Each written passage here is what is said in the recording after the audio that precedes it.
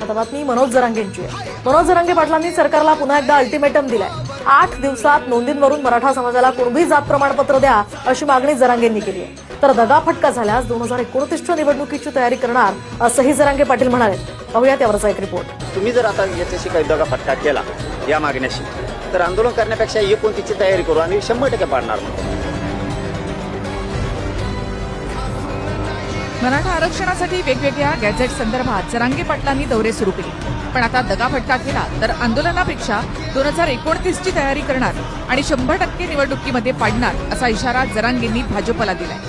नक्की तुम्ही केलेल्या कामाचं श्रेय नक्की तुम्हाला देणार, पण फसवलं तर सोडणार सुद्धा नाहीये हे मात्र लक्षात ठेवायचं. कारण तुम्हाला जर कायम मराठा समाजाचा चेहऱ्यावरती आनंद ठेवायचा असेल तर तुम्ही केलेले कामं हे तुम्हाला कायमस्वरूपी टिकून ठेवावे लागणार.